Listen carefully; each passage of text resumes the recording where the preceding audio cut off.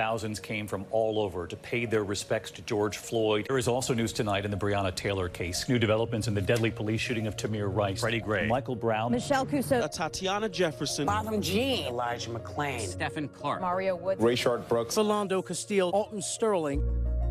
To me, you can't fix something we don't all admit is there. Once we all admit it's there, then we can start to work on it. And that's the part that's enraging to me, is there are a lot of people that look the way I do that are also saying, I'm not okay with this. Tell me what to do. I got a call last night from a white friend and ally in tears saying, what can we do? I'm going to talk about what can be done. It wasn't just black people saying it was wrong. It was all of you people that are not black. I'm going to be honest with you. White people, man, it goes a long way. We need white people to do it. It's okay. You can march. Just because it's Black Lives Matter doesn't mean we don't want you involved. Yeah, we need you involved. We've all just had enough as Americans, not just us black Americans, but our allies and advocates, they've had enough. Marchers took over the Golden Gate Bridge on Saturday, and this footage here went worldwide. I was just looking for someone to lead. Obviously, we needed someone from the black community to represent the movement as a whole. I was like, this is gonna be an amazing protest, and what better place to lead? A look at the new faces joining the protest. They are playing an increasingly important role. If I get it, you should get it. It is very wrong to kill black people. There's levels of microaggressions and levels of implicit bias that black people deal with every day. This morning, Mississippi says its current state flag will soon be a thing of the past. This no longer officially represents all the people of the state of Mississippi. A number of big companies have begun to rethink the messages that some of their products may send. The rebranding of longtime food brands, Aunt Jemima, Uncle Ben's, and Mrs. Butterworth's is long overdue. Quite honestly, the first thing that came to my head was it was about time. You could do something every day to support anti-racist policies and anti-racist behavior. You are either with us and you are with the black community, or you are against. There is no way you can straddle the post on this one, guys. ABC 7 presents Allies in Action, a Bay Area conversation. And thank you so very much for joining us for this special edition of ABC 7 News. I'm Dan Ashley, along with my colleagues Liz Kreutz and Julian Glover. Over the past several weeks, the issue of race relations has exploded into the headlines, into the streets, and into the national consciousness. It has, and instead of our 4 p.m. newscast, today we're really going to spend an hour engaging experts and you in ABC 7 Listen's virtual town hall on allies, allyship, and anti-racism. For too long, this conversation has been on the backs of our friends and colleagues of color, and it is time for all of us to step up. And we are going to have a very frank conversation, including questions from you. This is an important, very important 1-hour virtual town hall airing on TV, as you might be watching it right now, abc7news.com, YouTube, and Facebook. We are glad you're here. Now, if allyship is a new term for you, here's what it means. An ally is someone who cannot fully understand what oppression feels like, but can take on that struggle as their own to stand up in solidarity and support. Allies are vital in the fight for social justice, equity, and equality. They're not new, but in the last few months, the term has taken on new meaning. Here's ABC 7 News anchor Kamasi Aaron. In the weeks since the death of George Floyd, we've seen countless scenes like this. People of all races taking to the streets, demanding an end to police brutality and systemic racism against black people. No justice, no peace. These young ladies organized this one that shut down the Golden Gate Bridge. There was more white people actually out there than black people. There was more of every culture out there than actually black people, and it was crazy to see how many people were in support of it. But beyond protests and posts on social media, what does it really mean to be an ally? Allyship requires a common cause and a common fate. History professor Dr. Kimberly Brown Pelham points to one of the United States' earliest examples, John Brown, a white abolitionist who was hanged after an effort to start an armed slave revolt and destroy the institution of slavery. It really underscores what true sacrifice looks like. From co-founding the NAACP to fighting in the civil rights movement, white people have been allies throughout American history. But Dr. Brown Pelham argues it hasn't gone far enough. If a group of persons are responsible for having built a system of oppression, those persons should also be responsible for dismantling that system. That's where Carla Wallace comes in. those of us who are white, when we say, what can we do? What can we do? The work that we actually have to do is move other white people. She founded Showing Up for Racial Justice, or SURGE, a national network of groups and individuals organizing white people for racial justice. I think some white people get stuck in the idea that if we just develop a good heart, good intentions, and good thoughts, that's enough. And while that is a critical part of the journey, is our own journey of change, if we are not pushing against structural and institutional racism, then we're just better-hearted people, and things really will not change for people of color in this community. East Oakland activist John Jones III gives people this advice. Start with organizing in your own community, in your own neighborhood. Organize your family members, your co-workers. Use your privilege because they have a level of access that we as Black people and people of color do not have. Tamika Butler trains people and organizations on how to be allies and says the key component is action. We all have to figure out what we're going to do, what we're going to incorporate in our lives, what we're deeply going to change. And in particular, we need, again, people who have not been part of oppressed groups. We need people who are white, who have historically held power. And so what folks who really want to see the systematic change have to realize is that these individuals have a role to play and they can do something. Taking action and defining what allyship means for you. Kumasi Aaron, ABC 7 News. And our thanks to Kumasi for that. Action, the operative word here today. Here's another example of allyship in action. A waitress did not hesitate when a tech company CEO targeted other guests in an angry rant at a restaurant in Carmel. Watch. You need to leave. You need to leave. Oh, you do not talk to our guests like that. Which one? You need to leave. Asian piece of Oh my God. Get out of here. Yeah, I'm out. Get out. You are not allowed here. I already put my You do money not down. talk to our guests like that. Get out now. Who are these? They are valued guests. The waitress you heard kicking the man out of the restaurant told ABC 7 News in an exclusive interview that she really had no other choice. I did what needed to be done. And I would think, I did what anybody else should or would do in that situation. I felt very protective of them. It was, you don't come in here and you say those kinds of things to people. I just want to say, if you see something, do something. Stand up against racism and hatred in any form, anytime you can. Anytime you can. With all of that as a backdrop, there's a lot to discuss. So much that we have put together two great panels for you today. The first panel will discuss what it means to be an ally. Our second group will look at solutions. We have a diverse group of community leaders focused on racial justice, equity, and allyship. Yeah, so with that, let's get right to it. Bring in our first panel today. We'll introduce you to them. We have Theo Miller, Executive Director of Hope SF and Equity and Results Principal and Co-founder. Jessica Murphy, the Coordinator of Diversity and Inclusion Student Center at Cal State East Bay. Also joining us live, we have Dr. Shelley Touchlock, author of Witnessing Whiteness, and we also have joining us Timothy Wise, an anti-racist writer, author, and educator. Now, let's begin with Theo Miller, if we can. Theo, let's start with this concept of allyship. Why are allies so vitally important in this struggle?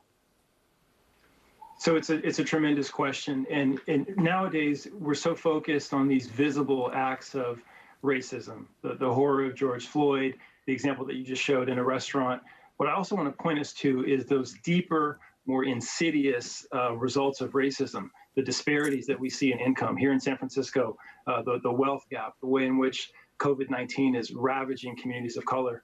So allyship is critical not solely as a form of compassion and of sympathy, but actually what the social psychologist Kenneth Clark used to call racial empathy. It requires allies to look deeply, to self-sacrifice, to have generosity, and to actually try to put themselves in the position of Black, Indigenous, and people of color that are literally facing a war in this country.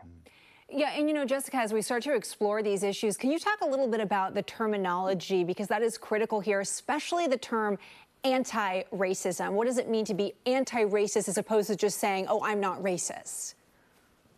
Sure, yeah. To be anti-racist means that you're actively working against the system of racism, which is embedded in our everyday culture. It's not enough to simply say, oh, I'm not racist, because you're not really doing anything to help end racism. And if you're not a BIPOC individual, you are inherently benefiting from being white skin, light skin, whatever it might be. So in your heart, you might feel, hey, you know what? I'm not a racist person. But if you're not doing anything to work against the racist structures around you, you're not really helping the cause. And to take it a step further, if you're not unpacking and unlearning and taking some time to have self-awareness about the ways in which you have internalized racism, implicit bias, and committed microaggressions against other people in the community, then you're not really living up to what you feel in your heart anyway. So I think being anti-racist is much more necessary for an effective ally to have. Great points right there, Jessica. I want to turn the discussion now to Dr. Shelley Touchluck.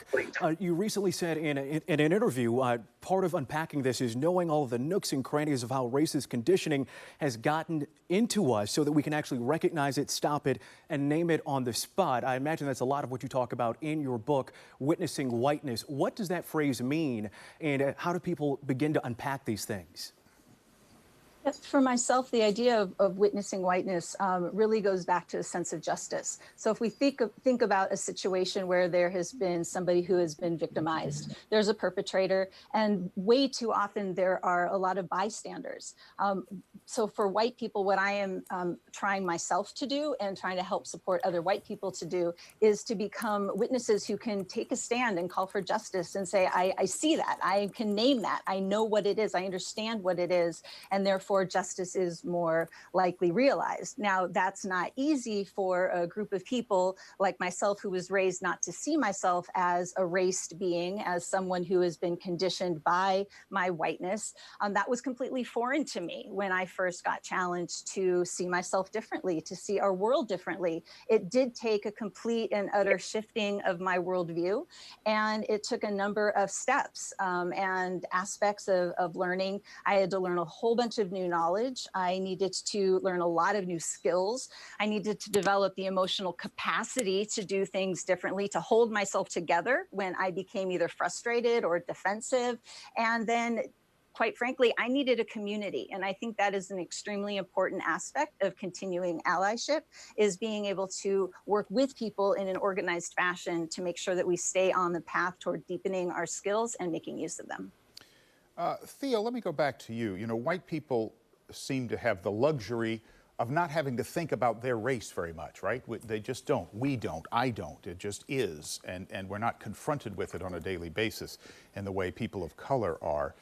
But we have been confronted with it in recent weeks because of these terrible incidents captured on cell phone video, George Floyd, others around the country at the hands of police, the incident we showed at the Carmel restaurant. Every time they happen, they're deeply painful and uncomfortable, but I often think, thank goodness for cell phone video, because it has pushed something to the public consciousness that a lot of people either denied or just didn't really think was happening, but people of color have said has happened for generations. Your thoughts? That's right. And in fact, it's the daily experience for Black, Indigenous, and people of color, for many folks. And we can't forget class status, that matters. And as Dr. Touchluck said, there's a loss of community here. There's a loss of humanity that happens in the process of becoming white in this country. And what I would say is, you know, many folks like to reference the South African example, Truth and Reconciliation Commission, that's what's necessary. That is what's necessary. What I would posit here is what we have an opportunity in the horror of George Floyd and Breonna Taylor and others is not to focus on truth and reconciliation, but first truth and restitution. And so part of what we need to do is sit in the truth, the reality of the disparity, the inequality that has been persistent, that has been longstanding, that has been multi-generational, that is so obvious to so many, that is COVID-19, that is police brutality. Sit in that truth, but then before you move to reconciliation, where we can all feel together and kumbaya, there must be restitution. There must be a redress of that systematic harm. And so allies that come in with only sympathy and compassion, but not willing to look at the material disparities that are at work. George Floyd, and you know, what society do we live in which a police officer can have his knee on the neck of a Black man for 8.5 minutes? That is not simply about an individual act and an individual act of compassion, but that is about a system that allows this thing to keep going. And so will we move from truth? Will we sit in this discomfort in the truth? And then will we move to restitution before we can get on to reconciliation and liberation? Theo, a great point, but define for us restitution so people really understand what you mean. Sure. So restitution, and this is my lawyer background, is literally to say we acknowledge a harm that has been caused. And Shelley mentioned this earlier, as well as my colleague Jessica, that there are material benefits that are afforded white people in this country. We see this through redlining. We see this through mortgages, through access to capital, through credit. We have a horror right now happening in our city of San Francisco, this loss of businesses, potential evictions, but those are disproportionately impacting people of color.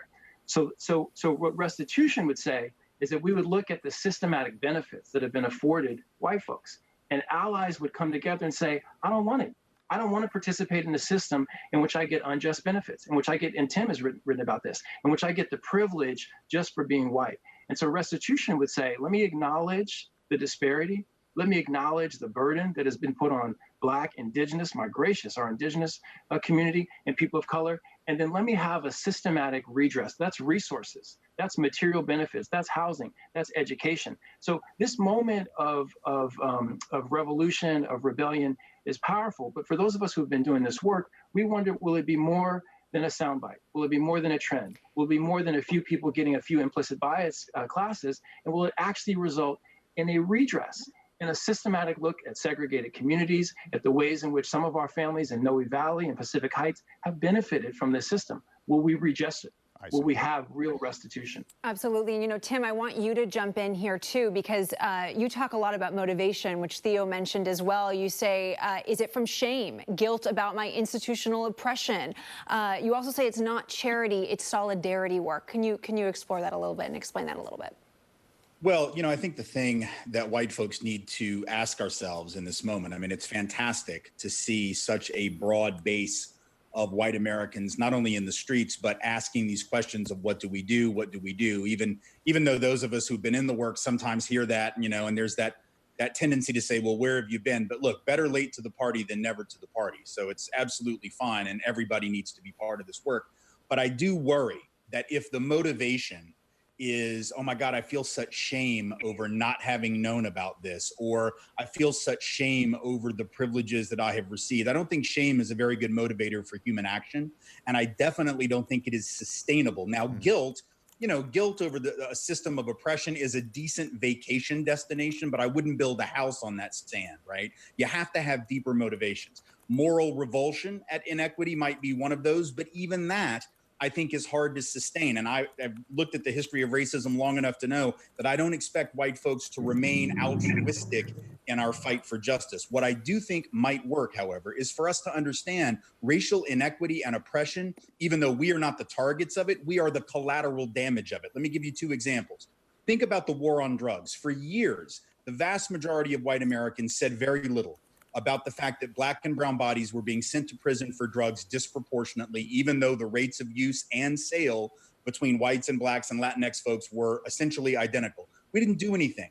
We were locking people away, mostly Black and brown. Now, here we are 25, 30, 35 years later, and we have an opioid crisis in white America for which there is not enough rehab and treatment, right, available. And we got all these white folks in small towns who are wondering, where's the rehab? Where's the treatment? Where's the compassion? Well, it's a great question. And the reason we don't have that is because we criminalized drug use when we thought it was just those people. Now it has come back to bite us. So equity and actually not allowing that oppression was in our interest too. Took us a while to see that. Now we see it. A second example, think about COVID.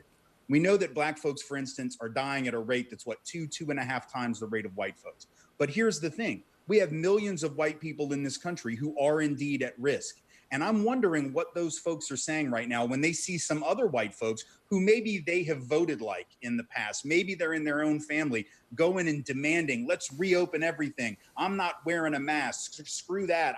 I don't want to wear a mask at the Costco because that's tyranny, which is a whole nother conversation about what white people think tyranny is. But the fact is, you've got millions of white people who were looking at other whites demanding that we just roll the dice on grandma, on their grandma, that we roll the dice on their immunocompromised child, that we roll the dice on their recovering spouse who had cancer. There are millions of white folks who might have thought that they were on that team, but now they've got people in their own family and community who are willing to gamble, not just with Black life, not just with brown life, not just with poor life, but with disabled life, with pre-existing condition life with elderly life, that's a lot of us too. So you see, we all benefit from a different mentality. When you allow a mentality of human disposability and hierarchy, which is what white supremacy did, so as to put white folks above, we think that's only going to get them.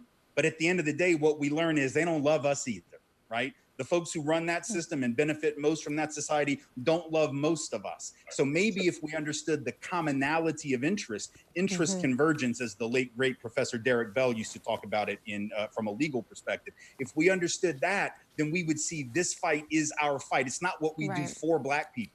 It's not what we do to liberate them. It's what we do to liberate all of us from a system of inequality. I love these examples. I love these examples because this is racial empathy. And what Tim is pointing to is the fact that literally what COVID-19 has shown, the air we breathe, our own health is inextricably linked to each other. And so we can play a foolish game and take our country down if we believe that allyship is not critical to our own future. This is about empathy and justice and our own alliance with each other. So we do want to remind everyone that this is an interactive conversation. So everyone watching at home, whether it's on TV right now, if it's YouTube, Facebook, we are monitoring those comments. So please leave one there and we will ask it of our panelists. And we want you to be a part of this fantastic conversation that we're having right now. So far, we have a baseline understanding of what it means to be an ally. We've talked about some of the motivations for being an ally. And now I want to spend a little bit of time talking about the barriers to entry of actually being an ally. And Jessica Murphy talks a lot about that. So I want to send this one to her. And also, Jessica, you make some interesting points that we should make a distinction perhaps between what we call an ally and an accomplice. Break that down as well. What's the difference and why are we talking about it? Sure. So basically, ally for me is a great entry point. We've been using the word ally and we've been using allyship for decades now. And in a lot of ways, it's become rather watered down for the communities that I'm working with and the systems that we're working to dismantle, right? That's what we're supposed to be doing. Now, accomplice for me shifts that narrative into something that's much more action oriented. An ally is someone who would notice their privilege, be aware of it, but maybe not necessarily take those steps to work actively against it. Tim kind of talked about this, so did Theo. And so when we talk about bringing in the word accomplice, what we're talking about is really enacting what the root of ally was supposed to be, which is making the phone calls to people like Theo or, London Breed, if you are able to, going and shutting down the 580 or the Bay Bridge. If you're not able to do that, having those really difficult conversations within your family, within your community, educating yourself. It's not so much of a transactional experience as sometimes allyship can be, especially I work in higher education and I do consulting, and we often do ally trainings. And you would think with all the ally trainings that I've done in the last 15 years that everything would be great at all these places that I've gone. But the issue that we find with that is that the ally training is a stop point. And people sort of check off that box and say, okay, well, I did the undocumented ally training. I'm good with undocumented students. Or I did the LGBTQ plus safe zone training, so I'm good with that. Or I did the Black Lives Matter training, whatever it might be.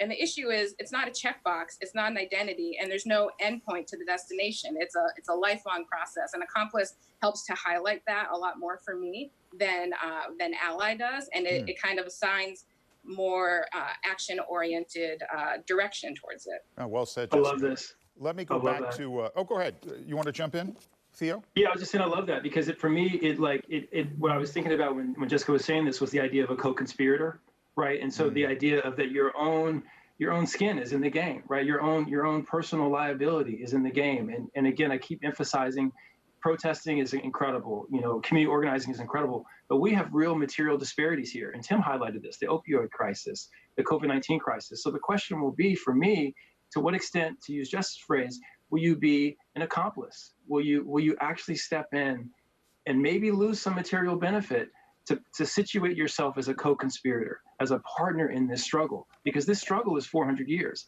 And Howard Zinn once said, you cannot be neutral on a moving train. This train is going in a direction. It is a locomotive that has been there for 400 years. So neutrality is not an option. So either you're complicit in it or you're an accomplice to dismantle it. And so that for us is the question for folks who are working in the anti-racist struggle. Will we have accomplices who want to dismantle it, or are we just riding the same locomotive? Well, and it seems, well said as well, Theo, it seems like the The locomotive has been gathering some steam the last few weeks, and there is perhaps a renewed determination to affect some real change. Let me go back quickly to Dr. Shelley Touchlock, the author of Witnessing Whiteness. And as we bounce off what Jessica just said and Theo just said about allyship and accomplices in this fight, you talk a lot about the value of self-reflective self-investigation as part of this for white people. There are people watching now, maybe they've been sympathetic, but wondering what they should do. How do they begin with self-reflection? What should they be asking themselves?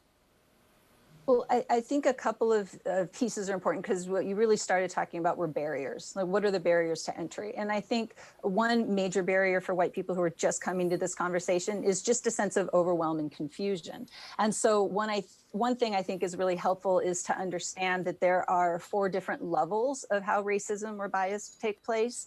There is the internalized work, and that is how my own psyche has been conditioned in ways that I didn't invite. I might not even cognitively understand how my entire interpretation of my world experiences are actually shaped by race. So that's an important parts to explore, and that can be done on that sort of healing journey. You can read a lot, you can watch a lot. There's a lot of things that you can do. Then it moves to interpersonal. How is it that I interact in the world in a way that causes harm? That's its own exploration. And then we have the institutional work, and this is where we can move into the systemic. There are institutional policy issues that end up causing harm, and we could walk through corporations, our institutions, our schools, thinking that if my intentions are positive, then there's no racism playing out here. But in fact, as Dr. Miller was naming, it's the policies, the instituted practices that end up creating harm. And then we get the wider cultural systemic. So part of it is educating ourselves to understand that analysis. My suggestion is that we understand that there are multiple pathways to entry. There's always something you can do. And the best thing to do at the start is to reach out to the anti-racist organizations that exist, whether it's Surge, showing it for racial justice, that does a lot of action. There's a lot of resources on awarela.org's webpage. That's the Alliance of White Anti-Racists Everywhere. And that is a group of white individuals who have been working for 16 years, all grassroots, all volunteer, that is dedicated to doing that level of self-reflection so that we can show up when we need to.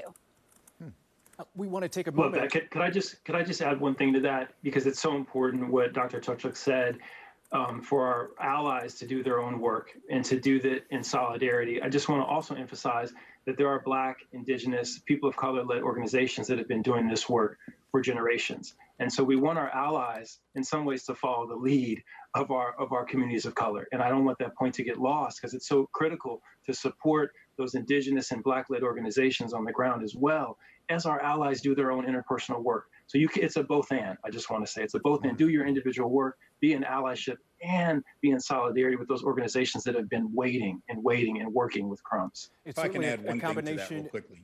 Very quickly here, Tim, we do want to get the rest of our viewers into this conversation, and then we'll bounce it back.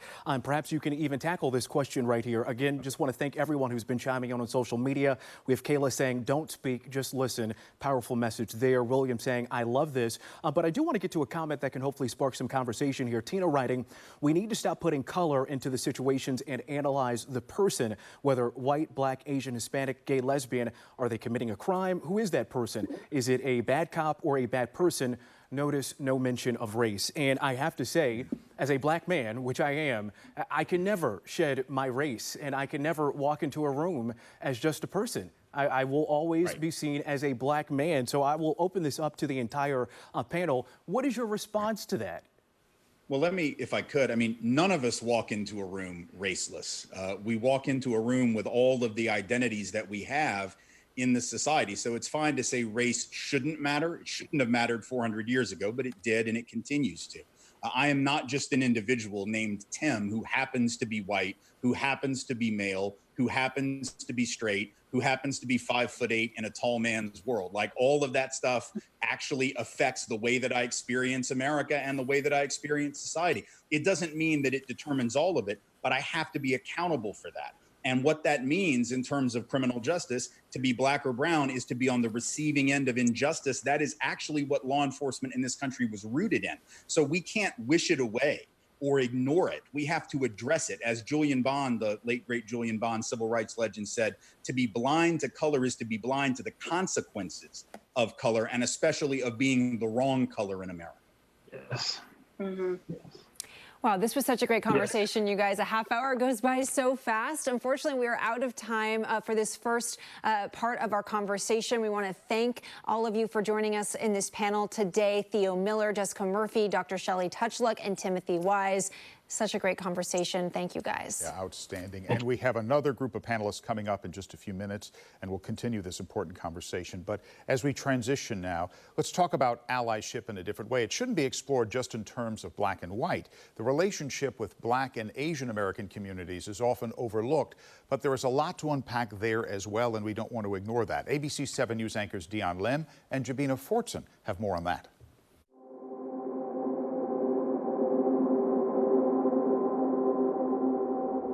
You do know black people have been beating up Asians for years, right? In China, it's normal to act racist towards black people. The difference is Asian people don't usually confront people and announce their views and opinions out loud like a lot of racist whites would, so it's not as well known. People are protesting for black lives, but now they're using this as an excuse to target the Chinese community.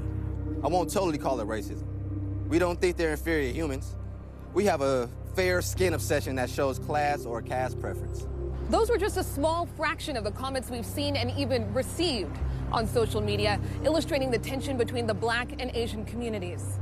These are highly divisive times when Asian Americans are being targeted from coronavirus-related hate, discrimination, and violence, as we've reported in recent months. And when the Black Lives Matter movement has been reignited as black people continue to die at the hands of police officers at disproportionate rates, the anger and frustration between the black and Asian communities can't be ignored. So we wanted to explore how we could be allies for each other, how we could combine forces and make positive change that benefits us both. But first, we must understand our long and complicated history. While there is sometimes anti-Asian sentiment and otherness we feel in interpersonal relationships or encounters on the street, for example, that is very different from the anti-Black, multi-generational systemic violence that's happening. Bianca Mabute-Louis is an Asian American studies educator and says historical context is key. But I really try to frame these conversations against this oppression Olympics because, again, it's not helpful, and try to frame for them like that's how, you know, these systems and these white supremacist leaders want us to think. American Black history is different from other minorities because of slavery. As you move further up America's timeline, though, Mabute-Louis says Black and Asian communities often found themselves in interconnected struggles. Yellow peril is the stereotype from when Asians first started immigrating to this country for labor and for the gold rush. That Asians are dangerous, that they're dirty, they carry diseases with them. Mabute-Louis says Black communities wrote letters and sent food to Japanese people in internment camps, and Filipino and Chinese organizers in the Bay Area were inspired by the Black Panther Party. But around the late 60s and into the 80s, the model minority stereotype emerged and was even used by President Ronald Reagan. He wanted to defund social welfare programs. He wanted to dismantle affirmative action. And so what was really convenient for him to use at that time was the model minority stereotype, which is the stereotype that because Asian Americans have a strong work ethic or good family values, that they are somehow better. That harmful rhetoric helps fuel divisiveness today and did in the following cases. 1982, 27-year-old Vincent Chin is beaten to death. 1991, 15-year-old Latasha Harlins is shot in the back and dies. 2014, NYPD officer Peter Liang shoots and kills Akai Gurley. 2017, an 81-year-old Asian woman is pushed off a Muni platform. 2019 and into 2020, Asian American elder abuse spikes in San Francisco. 2020, boba guys face intense backlash amid reports of racist comments. So where do we go from here? already we're seeing shows of solidarity across the country and right here in the Bay Area. In Chicago, more than 1,000 marched from a Chinese church to an historically black one, a show of unity between communities that have both suffered in different ways. Mabut Louie has created Instagram slides about how to talk to Asian family members and friends about the Black Lives Matter movement. Whatever the method, the systems designed to hold back both the Black and Asian communities is still the same system.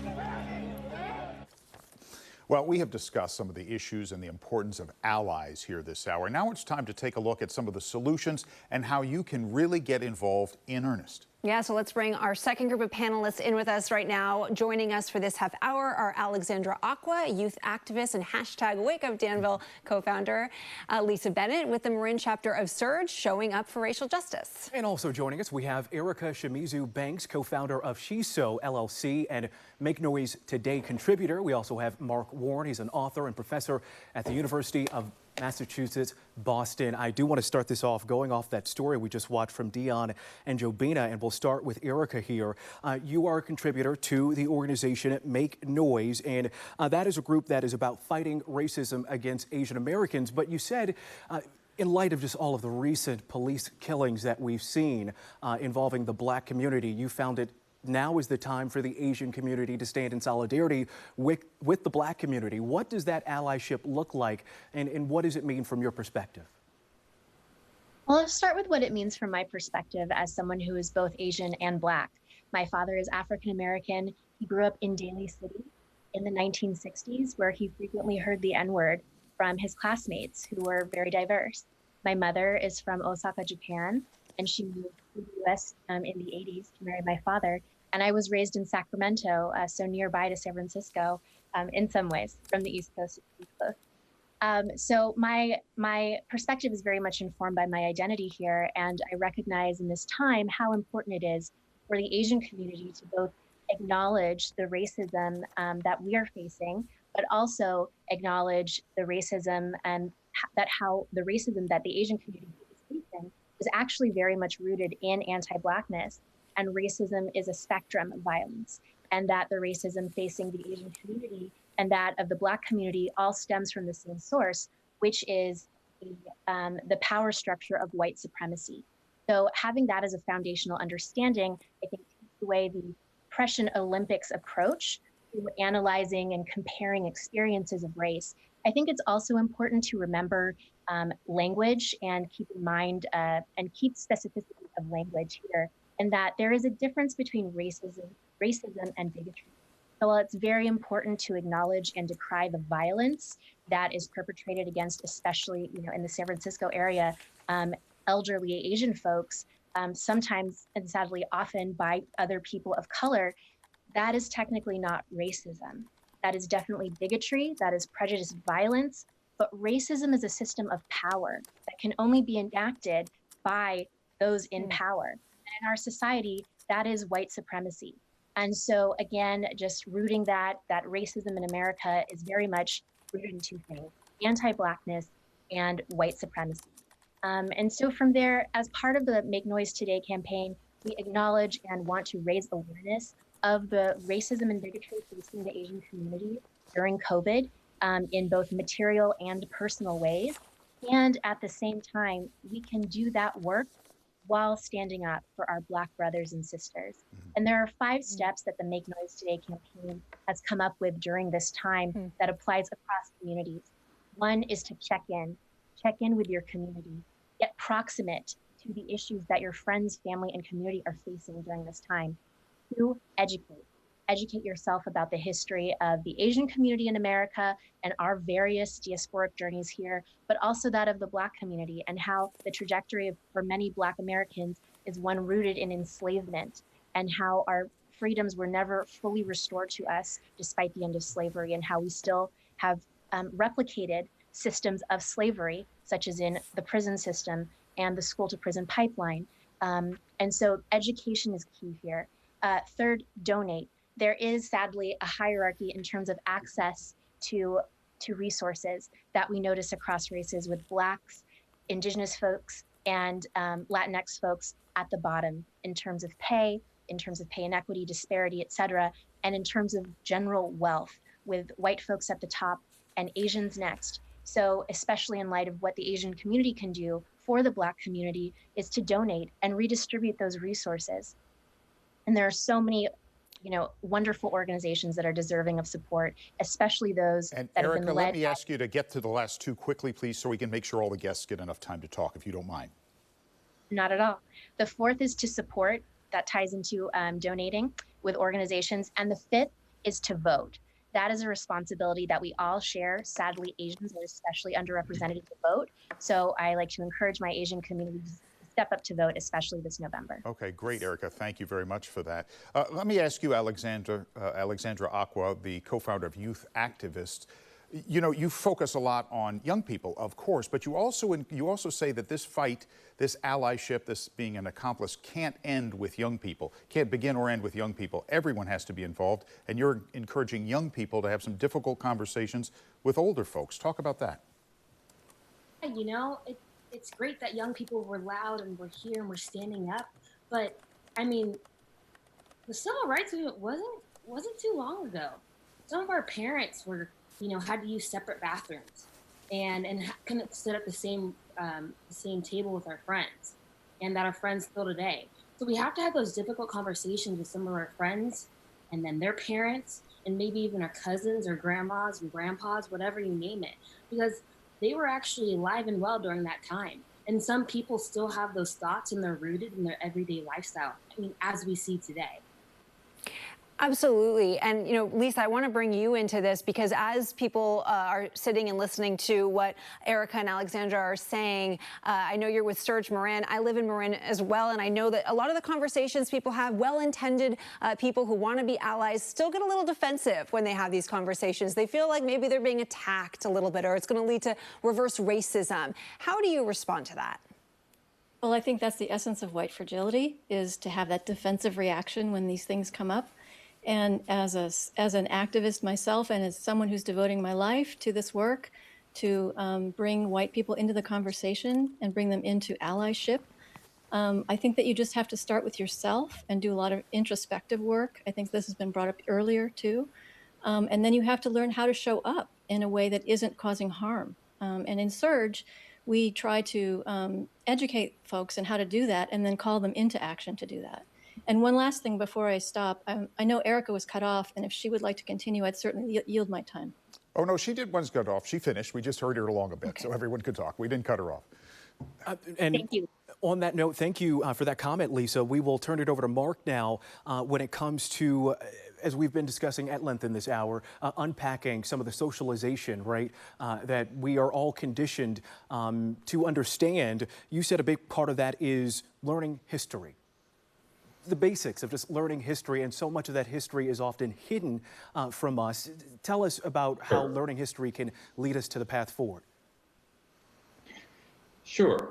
Well, I've studied a lot of the history of anti-racist struggles, particularly in the United States, but around the world. And, the reality is, I think as was mentioned earlier today, that there have been white allies in the struggle all along, or whichever term we would like to use. And I think John Brown was referenced earlier in the show. And I think it's a buried history. And if we are thinking about, white supremacy and racism as a system of power, the way history presented to people in this country is in support of that system of power, and it denigrates people of color, but it also tries to bury the history of white solidarity with these movements. So I think it's important for activists, those of us who are white today, who are part of the struggle, to understand that we're part of a long history of participating in the struggle. We have role models to look at. We have also some negative things to learn from. And it has also been true that in many of these struggles, white allies and white accomplices have also tried to take over movements. And there's been a struggle around that. So I think it was mentioned earlier that perhaps communities of color, organizations that are Black-led or led by people of color are very important, in that white people need to follow that leadership, or to look to that leadership, and not to replicate the hierarchical and power patterns that exist in the larger society within our own movement. It got to the point that people may be aware in the 60s that the Black Power movement and the Student Nonviolent Coordinating Committee actually kicked out their white members because of struggles over who was really going to control the movement. And so we have positive, I think, role models to learn from, but we also can learn from a negative history in that I think many white people, in fact, do not have much of a history and experience in this country of working on an equal playing field with very powerful Black leaders and leaders in communities of color. That is not an experience that many white people have in this country. And so part of the learning about history is also the learning through doing today, building those relationships, participating in these struggles in ways that both follow leadership, but also bring, as white people, our authentic talents and experiences to the struggle too. Everyone is valued, but it's also about learning from those experiences. Well, as also mentioned earlier, what motivates white people not just to get involved, but to sustain their participation. And I've actually studied white people who become activists in racial justice struggles over the last 30 or 40 years. And while oftentimes anger and moral revulsion at the kinds of racist violence we've seen by police gets people started, and I think that's very important. Coming to understand our common interests, as I think Tim White mentioned, is also there.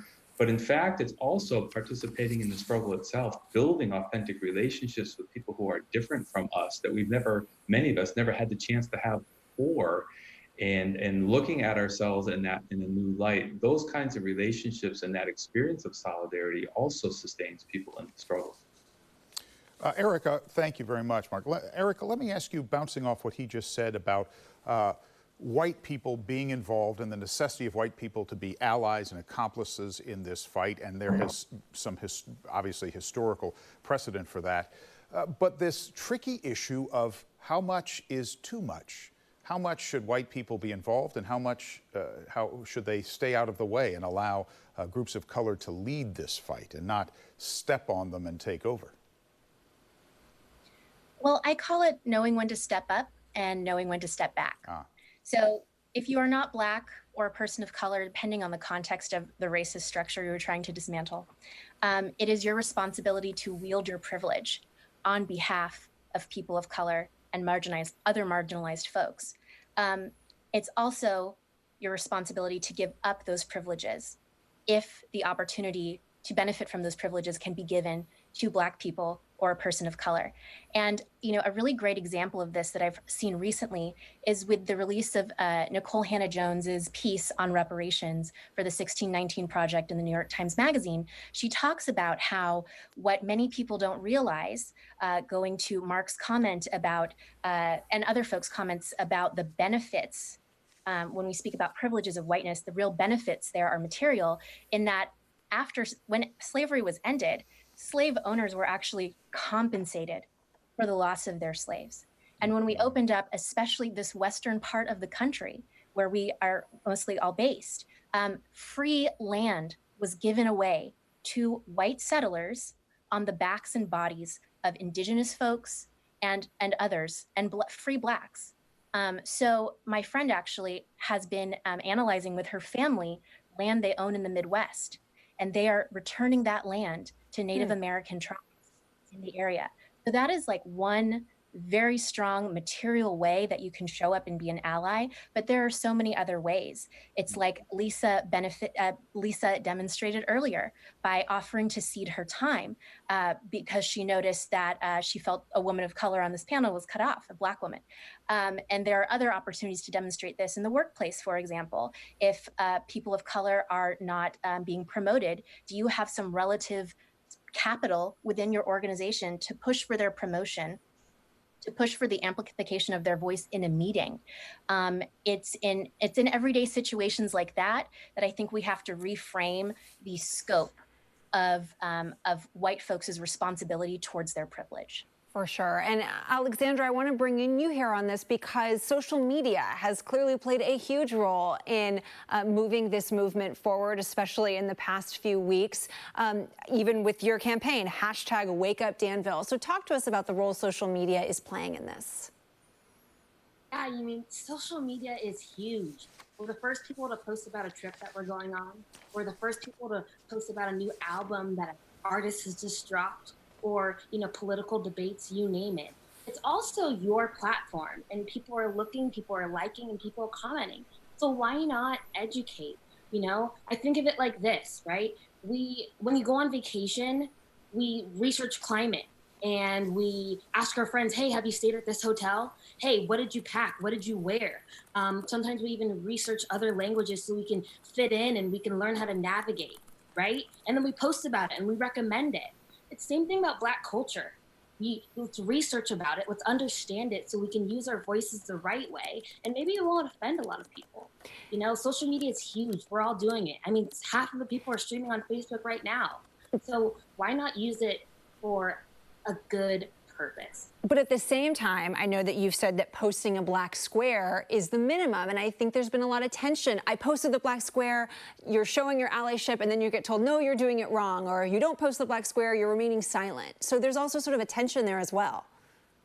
Yeah, you know what? The black square. Oh, the black square.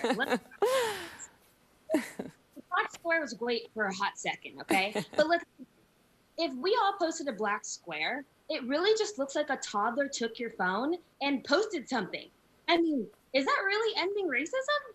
Is that really standing up for what's right? It was cool that we all blacked out our timeline, but the main purpose was not only black out your timeline, but educate yourself. Don't just post about your life, black out your life and post about Black education, Black business, stuff like that. So it's like, great, we posted a black square, but we're still in the same place. We got to be better. That is a great transition to the next part of the discussion I want to touch on here. And I want to talk to Lisa for a second because of your work that you do with Serge Marin, and on the topic of well-intentioned people who want to be allies or accomplices, as we've learned in this hour, and they want to get involved, they want to do something, but they don't want to do the wrong thing. They don't want to offend. And I imagine that might be some of the initial barriers to entry to the folks that you deal with every day in your work. So how do you tell them, you're going to mess up, it's okay, but most importantly, it's about correcting yourself and moving forward? You tell them you're going to mess up and it's okay, and you'll learn how to correct yourself as you move forward. I mean, we state it, and often in the workshops that we lead, the facilitators, myself included, we talk about ways we have messed up and how we have survived. We're still alive.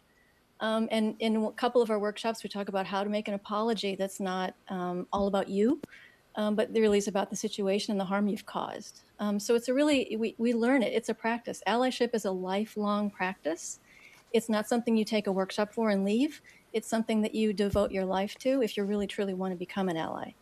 And you're never going to really get it truly right, but you have to build resilience to deal with that and continue, and do it in community too. I think this came up earlier, that how important it is to do this with other folks who are doing this work with you, because it's really hard to do alone.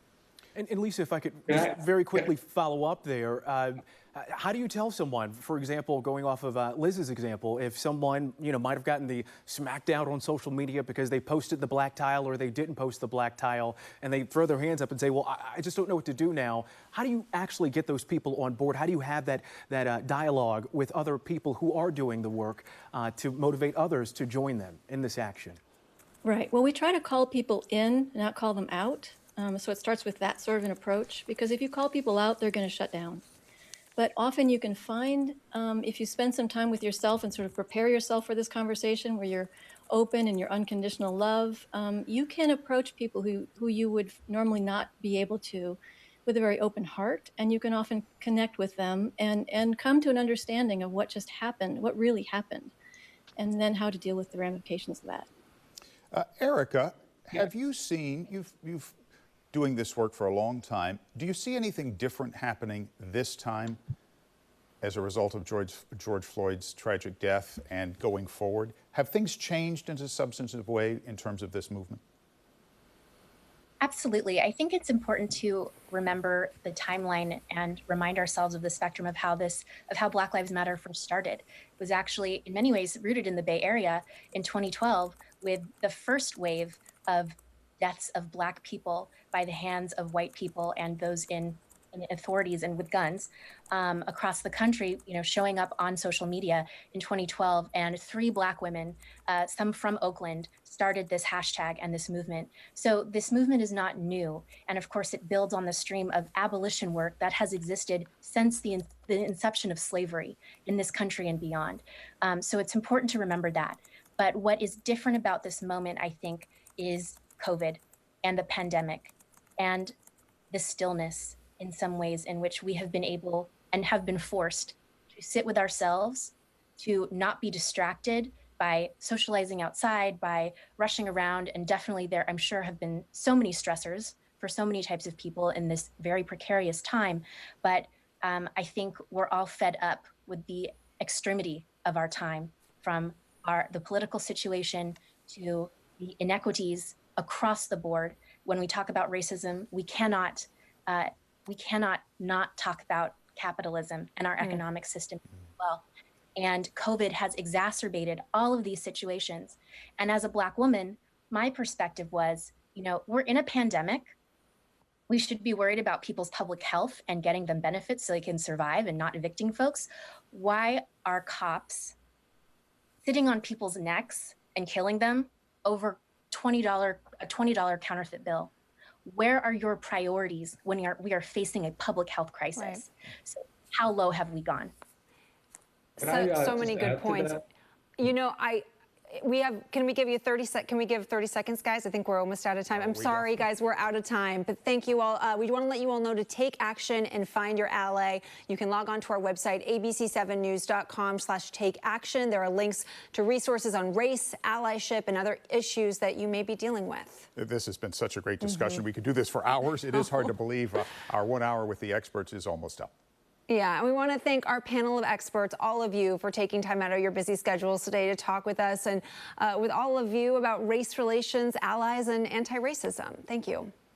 And as we end this hour and give our final thoughts on the discussions we've had, I want to go back to the title of this program, Allies in Action. Action, that is it right there. That is what allyship is all about. Words matter. Of course they do. Acts of solidarity, like when you added that black tile to your Instagram, that matters too, or showing up to a protest, all of that matters. But if you're going to talk the talk, you got to be ready to walk the walk too. Being woke is exhausting. That's a text I got from one of my best intentioned white friends after he spent days protesting the killing of George Floyd by police.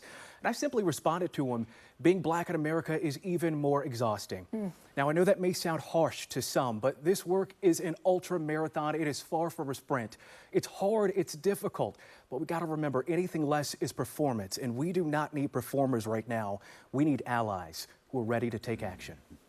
So well said, Julianne. And I just want to say that I know these conversations can seem really overwhelming at times and uncomfortable, but as we learned today, even small actions can make a difference. As an example, I've recently been trying to reread a lot of history. Last night, I was reading about Black suffragettes, and frankly, it is really sad how many of those women have not been given an equal place in our history books. But it is time to change that, and we can change that. We just have to do it together. Absolutely a privilege to be with my colleagues, Julian and Liz, today. The word ally comes from the Latin word allegare.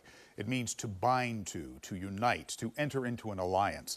Allies act together and protect one another. We all need allies in life. The events of the past few weeks have certainly made it very clear that we should all be allies too and accomplices. George Floyd didn't have anyone who could save him that day, and no one who could remove that officer's knee from his neck. But he did have an ally, a 17-year-old girl with the courage to record what was being done to him on her cell phone.